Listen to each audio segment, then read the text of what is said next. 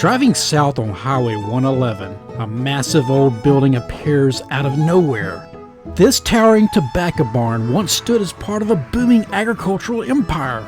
It was a sanctuary where tobacco leaves were cured before being sent to factories where they would become the wrappings for premium cigars.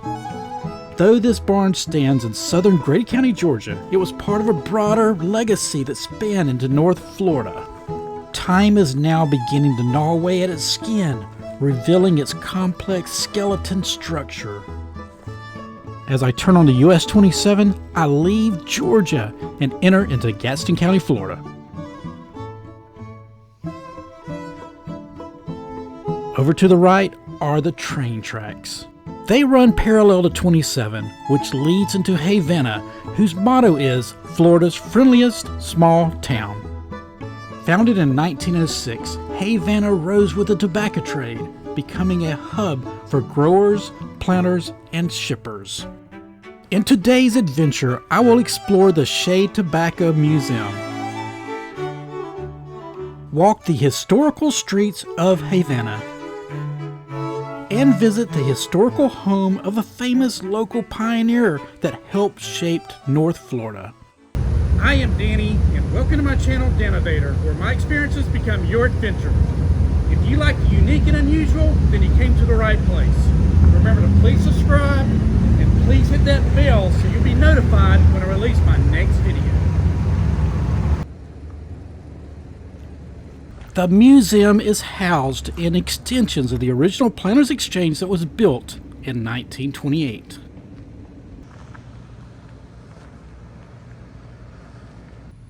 This tall building was the fertilizer mill. It dates back to the 1930s. Well, let's go explore the Shade Tobacco Museum.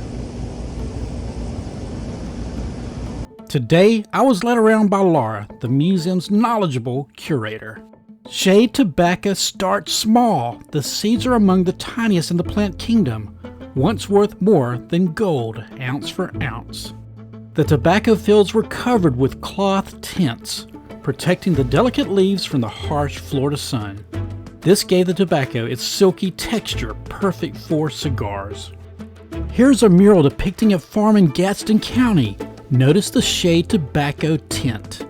Harvesting was back-breaking work. The leaves were once stacked on mule-drawn barges. Back in those days, even the children were allowed to work. The leaves were hung and heat-cured, turning green harvest into cigar-ready tobacco. The museum has this detailed display of a tobacco barn, and also has this amazing painting of one as well. This old press was used during the fermentation process at the packing house. It was also there that the stems were removed. The finished product was then sent to Tampa's or to Jacksonville's cigar manufacturer. The museum tour doesn't end necessarily at the gift shop, but continues through this old fire door.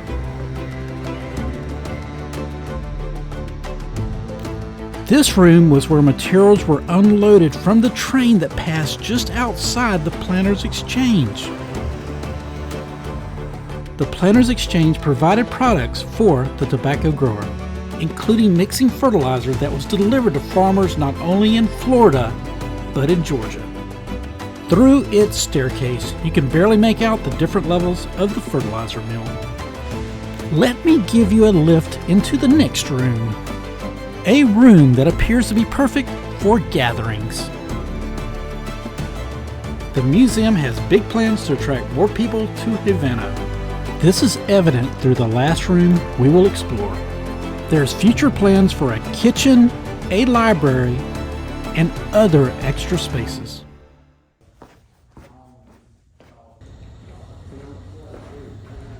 Let's go explore downtown.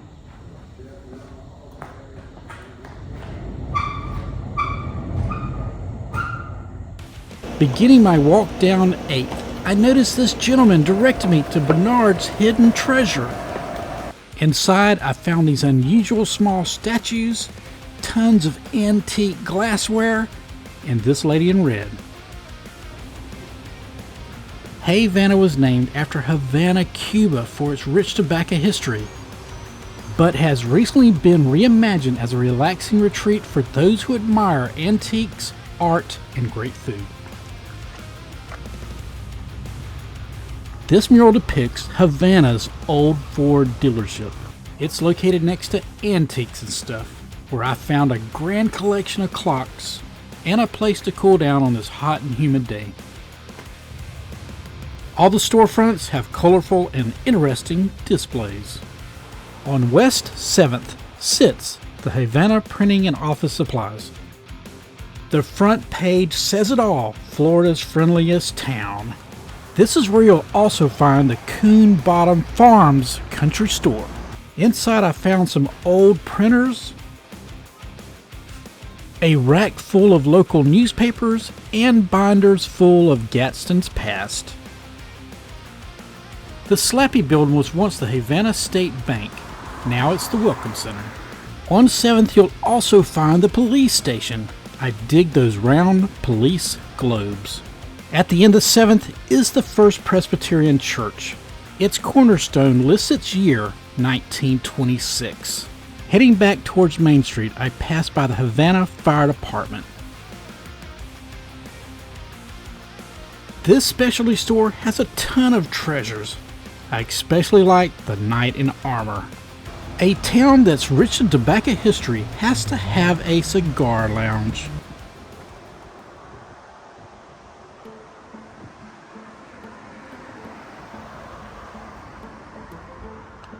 Mr. Frog, don't look now. There's a dragonfly at your 6. On North Main, I discovered this art gallery, Artist Helping Artist. And today I was able to meet 3 of their local artists. Lou Snyder is an expert jewelry artist from Tallahassee. Janice Corbin, also from Tallahassee, creates her amazing paintings from places she experienced. And Paul Tolar is a wood-turning artist from Moultrie, whose wood crafts are out of this world. I appreciate their hospitality and was privileged to spend a little time with them. Crossing Main, I look over and notice another Havana mural. So I apologize if I don't pronounce the town's name correctly. I've heard it pronounced Havana and Havana. And, by the way, look at this friendly bear, making sure that all is safe. 1 block west of Main, on First, I discover a few more unique shops. This Marvel superhero poster caught my eye. Goes with the theme of this shop's title, Heroes and Villains, Sweets and Treats. I pass by the Antique Junction and enter into the Off the Rails Irish pub. This was Havana's old train depot. That beam from the skylight looked magical. Outside, you can see the train tracks and get a selfie by this enormous Irish gnome. Over in the corner is a scenic fountain.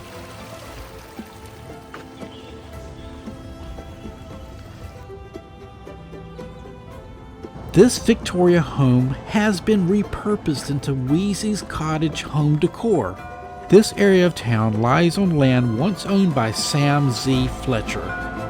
First came the railroad, and then this town began its construction in 1904. In 1906, it was incorporated. So let's now go inside the original Planters Exchange. It also has been repurposed and is now Planters Exchange, Antiques and Collectibles. Here's a close-up view of one of those old fire doors. At the rear of the antique shop is another entrance to the Shade Tobacco Museum. Leaving downtown Havana behind, we cross the railroad tracks and another old tobacco warehouse, heading westward down Havana Highway to a historical landmark that was built in the 1820s.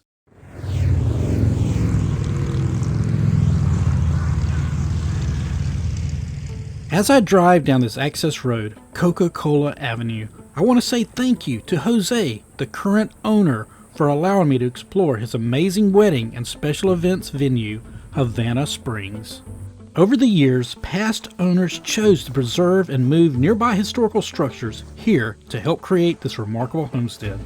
I began at Shady Rest, built in the 1920s and once was a honky-tonk that was especially popular during the Prohibition era.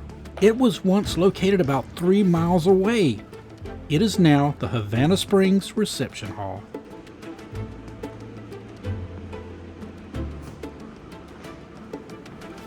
Next door is the highlight of this property. It was the home of Dr. Malcolm Nicholson. Built around 1828, it is one of 3 original structures still standing here, and also one of the oldest buildings still standing in Gadsden County. This rustic area is the groom's lounge, where stories are shared before tying the knot. I wonder what stories Malcolm shared with some of his influential friends, possibly in this room. Maybe reminiscent about how they changed Florida's history. Because Malcolm Nicholson wasn't just a good doctor, he was also a member of the very committee that chose Tallahassee as the Florida state capital in 1824. Built in 1845, this is the historical Florida State Capitol building. Back at the Nicholson home, outside, there's something interesting to see around every corner. So, its original structures are the Nicholson house, a distant barn, and this building with this parked wagon. It was the old smokehouse. Now, it's a guest cottage, and next to it is the Havana Springs Bridal Suite. On a path behind the reimagined smokehouse, leading out into the woods, is a hidden gem, the spring. It was such a hidden gem, I unfortunately missed filming it. Patrick's store was moved here from the nearby community Overstreet. Built in 1916, this was once a post office and a country store.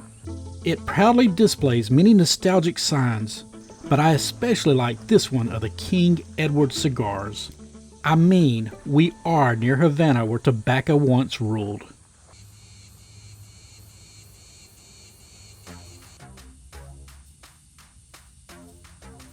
The Salem House was built in 1880. It was moved here from the nearby Salem Road. It also provides even more guest rooms.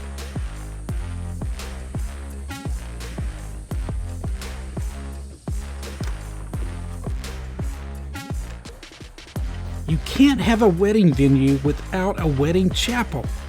Havana Springs isn't just a place that preserves history, it's a place that preserves memories. With its timeless buildings and tranquil charm, it feels like its own historic community. We end our adventure just eastward, back on the Havana Highway, then turn and pass under this arch, down this driving path, arriving at the Nicholson Freeman Cemetery.